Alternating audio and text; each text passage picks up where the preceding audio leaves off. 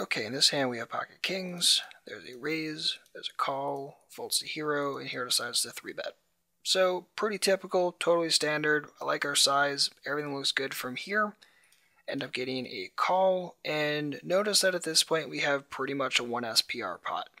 Now, as I've discussed in other videos, when you have an SPR of 2 or less, or really even like 3 or less, as a default, probably going to be stacking off your overpairs and your top pair pluses. Pretty typical, really no questions asked. Obviously, as that SPR gets lower and lower, you're also going to be auto stacking big draws and stuff like that. So in a situation like this, feeling very, very comfortable, definitely in an auto stack off mode. If the board comes ace high, it's going to suck a little bit. We'll make some decisions and go from there. Smaller the SPR is, the more automatically committed you are, even on an ace XX board. So in a situation like this as well, I want to make some assumptions, and I'm probably going to assume that Chandri is not a good player. This person called the original open. This person then called my squeeze. They started the hand with less than a full stack. Really nothing about this player is screaming that they're good, and thus I'm really just auto stacking here, really no questions, and even more so when he catches pretty much the prettiest board ever. Now in this situation, hero decides to c-bet, and you're probably looking at this hand saying, why did I even mark this? This is so incredibly typical and standard. Why is this even being discussed? This is being discussed because this is a situation where a lot of players tend to take their default line, which is squeeze a pre-flop, c-bet the flop for value, obviously you're stacking off if he shoves, go from there. And that's all well and good. But it's also important as poker players that you're finding situations where you should take a different line, when you should adjust your line and veer away from taking your default thing. So the default thing would be to c-bet stack off. But what about in a situation like this, considering a check? So what does a check do? Well, a check does quite a few different things. A check can, 1, induce a shove from Chandri. That's obviously something that we definitely want. If I check and he shoves, I'm snap calling. It can also possibly maybe induce a situation where he has something silly like Jack 10, he checks behind on the flop, he gets a chance to improve to that for free. Now, that's good for us, and we're obviously just stack off on the turn given the option. I'm still stacking off pretty much regardless here. Now, the big thing that I like is the first option, giving him the chance to shove. And it gives him the chance to shove a bunch of different things. If he has an overpair, is he going to shove here?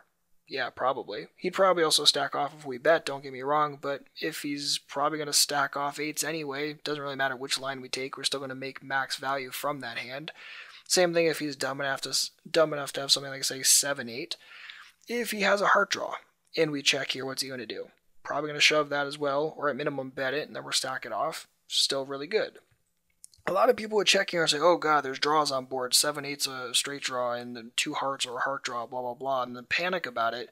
But at the end of the day, he's probably going to jam those draws the same regardless of whether you bet the flop or check the flop, so by checking, you're still getting the same amount of value from it.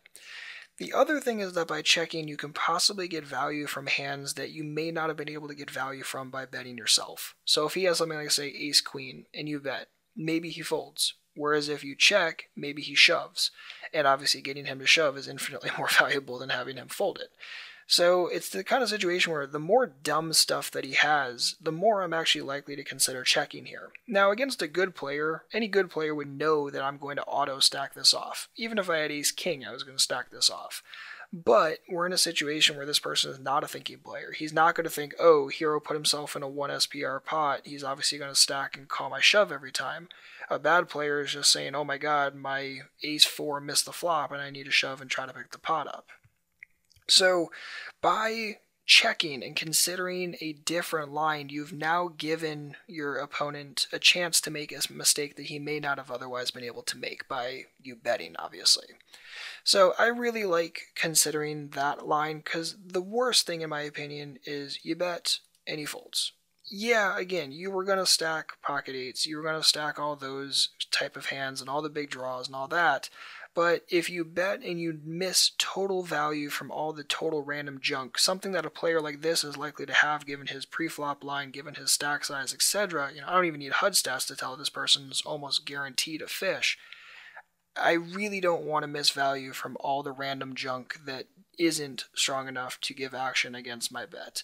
So again, looking for different lines to take other than just lols I has overpair I c bet, but considering a line such as checking to induce against a player who's not going to be smart enough to realize that you're going to be snap calling him every time he shoves anyway.